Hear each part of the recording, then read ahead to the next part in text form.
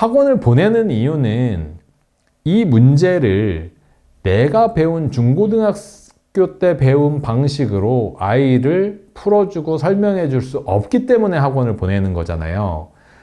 엄마가 답을 못 내요? 엄마가 답을 낼 수 있지만 아이의 시각으로 설명해 줄 수 없어서 보내는 거잖아요. 그런데 답지나 이렇게 보시면 답지나 풀이 방식들도 사실은 그렇게 다양하게 아이들이 생각하게 하는 방식들을 제시하거나 이렇게 그 과정들에서, 책의 과정들에서 알려주거나 하려고 하나요? 책들이? 전 그렇지 않다고 생각하거든요. 그래서 따라하면 풀리는 초등수학은 말이 좀 세잖아요. 사실 수학 공부가 따라하면서 공부해야 되나요? 그렇지 않잖아요.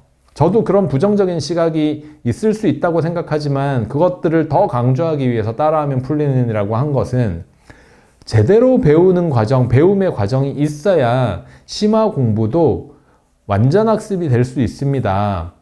혼자 그 문제들 다 풀어보면서 어려우면 답 보고 익히고 유사한 문제 못 풀고 이런 게 있었어. 다음엔 잊지 말아야지. 어떻게 그게 머릿속에 남아요. 이런 부분들 때문에 원리를 배우는 것과 연습하는 유형학습이 잘 어우러지게 만들고 싶었어요. 그래서 따풀 같은 형태가 제 생각을 담는 데는 좀 이상적인 형태라고 생각을 했던 거죠.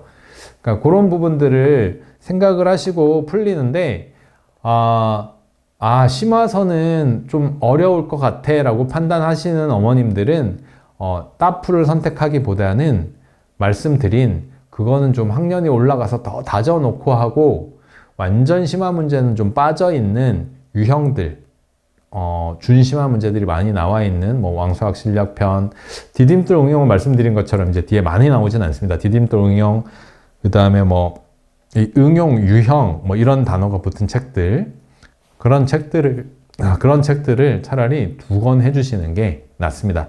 개념서 2권 하시지 마세요. 기본 응용 이렇게 2권 하시지 말고 개념서 하나 하고 활용에 관한 문제들을 많이 다루는, 그게 이제 준심화서라고 하는 게 유형서라고 생각을 하시고 접근하시고, 최상위 S는 저는 최상위 S를 사실은 준심화서라고 생각하진 않아요.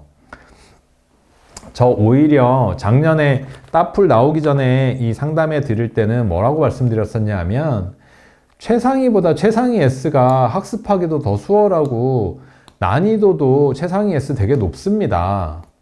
저희는 최상위 S가 가르치기도 쉽고 연습하기도 쉽고 최상위 S가 최상위하고 비교해도 난이도 크게 차이 나지 않아요. 최상위 S도 심화서예요.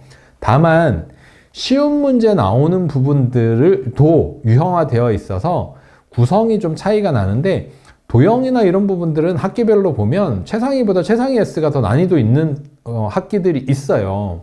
특히 4, 5학년, 4, 5, 6학년에서 도형 쪽에 좀 어려움 있어요.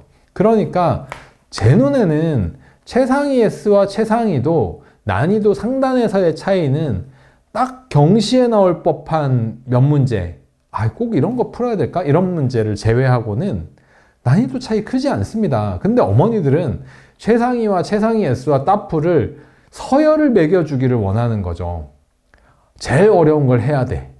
이것이나 제일 어려운 건 좀 조심스러운데 그러면 그 바로 밑에 거는 가능할까? 이렇게 따지고 싶어서. 근데 최상위나 최상위 S나 따풀은 사실은 문제들의 수준으로는 그 결이 비슷합니다. 어떤 방식으로 공부시킬 거냐의 차이가 큰 거죠.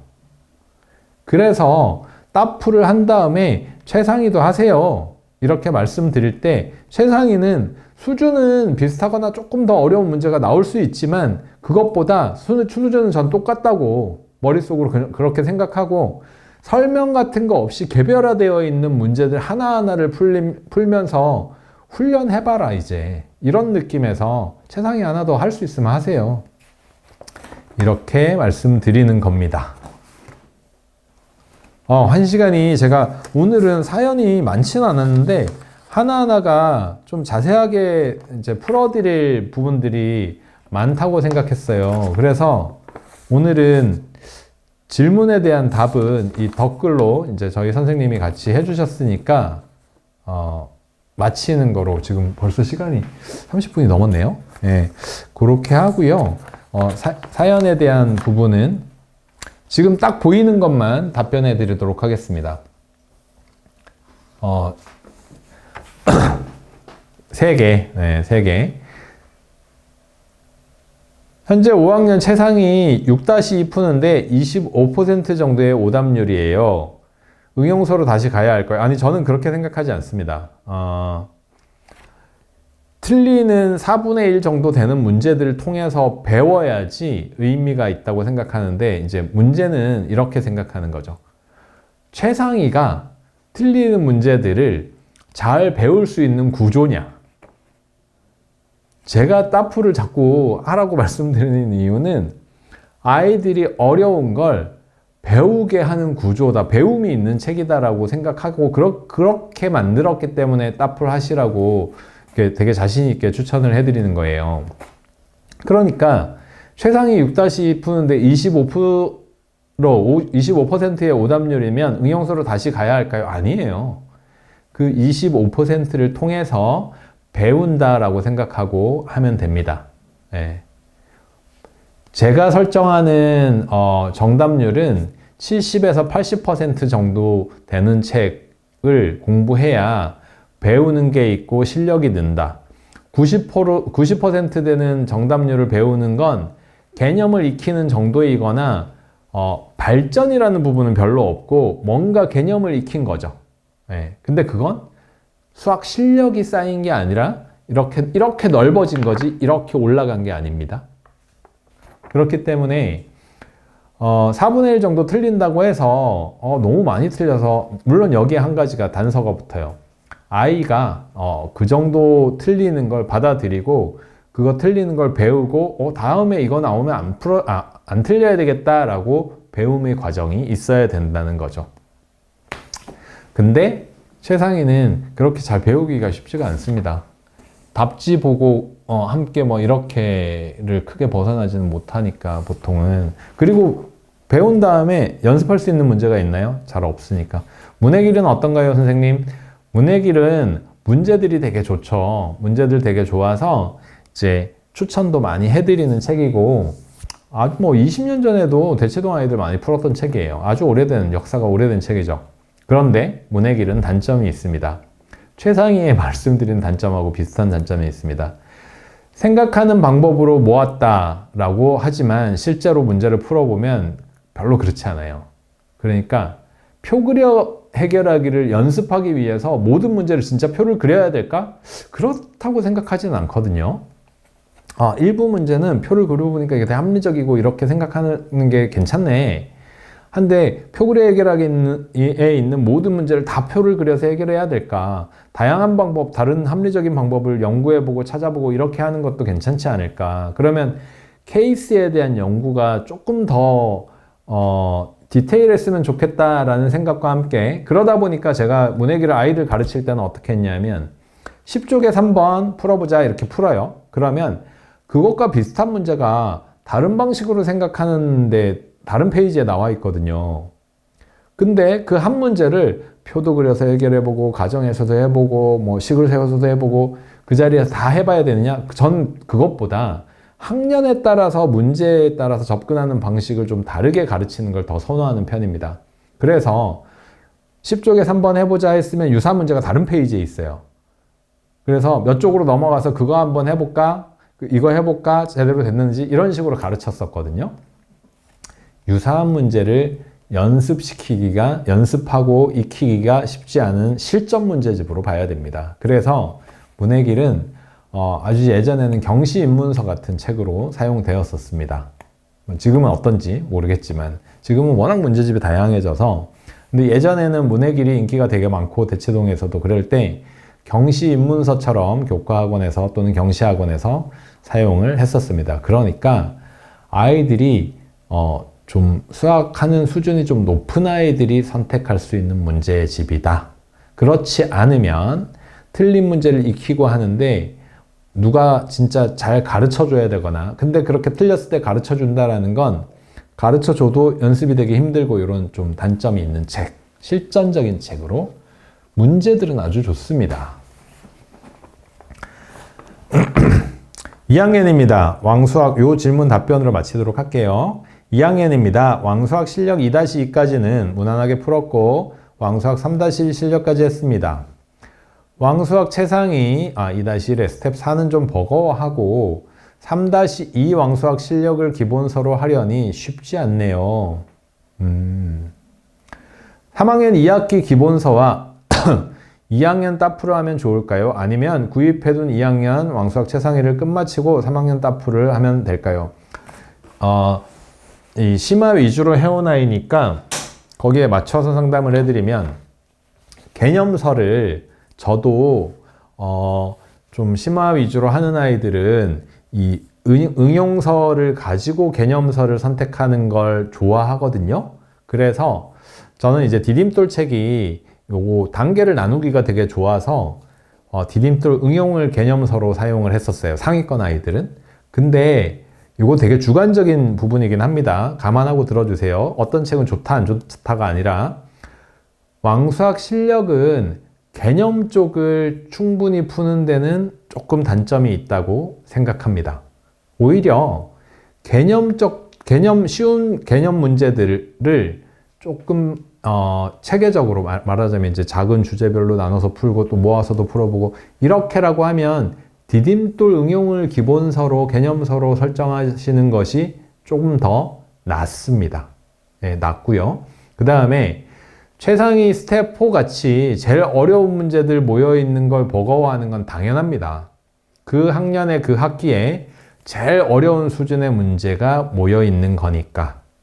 그러면 그런 부분에 대한 것을 실전적으로 말씀드린 것처럼 실전적으로 풀리고 이건 이렇게 푸는 거구나 라고 리뷰하고 피드백하고 넘어갈 거냐, 아니면 그 부분에 대해서 따라하면 풀리는 초등수학과 같이 따풀과 같이 따풀처럼 어려운 문제들을 생각하는 방식들을 다양하게 배워보고 갈 거냐, 이런 차이가 있어요. 그러면 정리하자면 순서를 이런 식으로 할 수 있는 거예요.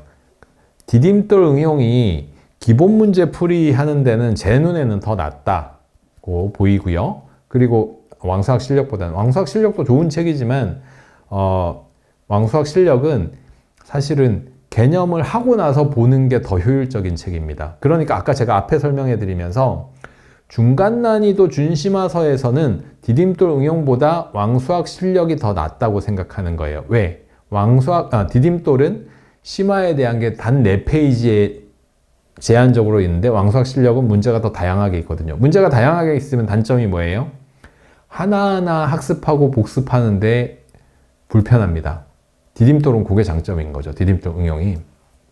그래서 그런 부분들 생각하자면 기본서로 선택하기에는 왕수학 실력보다 제 생각은 디딤돌 응용을 선택하는 게 더 낫고요. 기본에 대한 단단함, 기본 문제를 유형별로 풀어보고 이런 부분. 그리고 나서 그 다음에 따풀, 그 다음에 왕수학 최상위 이렇게 해보시면 어떨지 추천해 보면서 오늘 상담은 마쳐야 하겠습니다. 너무너무 수고하셨고요. 매주 수요일 이렇게 하니까 DM으로 질문 주시면 이렇게 DM으로 질문 주시면 제가 이제 글로 적어서 이렇게 말씀드리는 것보다 좀 풍부하게 말씀드리죠. 그죠? 그리고 중간에 질문도 해주실 수 있으니까. 그래서 DM으로 질문 주시면 이렇게 풀어드리고요. 그리고 이제 더 풍부한 답은 사실 DM으로 제가 자세하게 답변 드리기 되게 힘들어요. 모바일이고 긴 글을 평소에 이제 제가 어떨 때는 막 차 타고 가고 있는데 지하철에 앉아 있는데 이럴 때 이제 DM이 길게 오는 경우가 있으면 저도 이거를 타이핑을 어떻게 해 이럴 때가 있습니다. 그래서 PC 환경에서 차분하게 답변해 드리기 더 수월한 네이버 카페 그 이용해 주시면 되고요. 그 다음에 라방에서는 DM은 라방으로 주로 풀어 드린다는 거 알아주시고, 수요일은 찬쌤에게 물어보셈, 목요일은 찬쌤에게 배워보셈, 그 다음에 아이와 함께하는 찬쌤 수학 프로젝트 4월 말부터 유튜브로 서비스 될 거라는 거. 방송 다시 보기는 유튜브 찬쌤에게 물어보셈 채널을 찾으시면 되게 보시기 편하게, 그 다음에 여기 별도로 4K 카메라로 고화질로 찍고 있습니다. 그래서 유튜브로 다시 보시고 싶으신 분은 이용하시면 되겠고요. 저희 이제 교과 개념서 따풀 수학 개념 원리편 개발되고 있습니다. 연말에 만나보실 수 있을 것 같고요.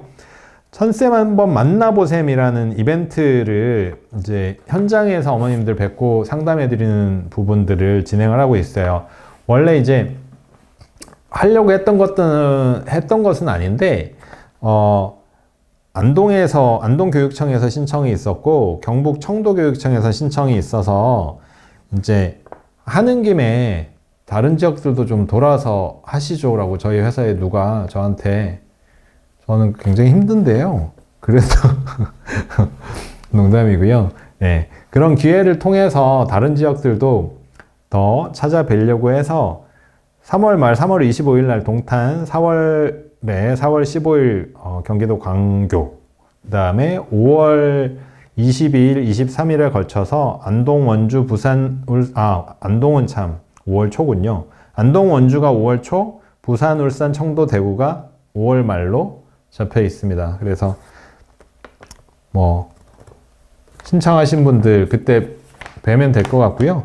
환절기라서 주위에 저희 아이들도 기침 감기 앓았는데 저는 다행히 괜찮긴 한데 이제 아직은 아이들이 좀 그런 게 더 민감한가 봐요. 그래서 환절기 가족 모두 건강 조심하시고 유의하시기 바랍니다. 다음 주에도 뵙겠습니다. 오늘 좋은 하루 보내세요.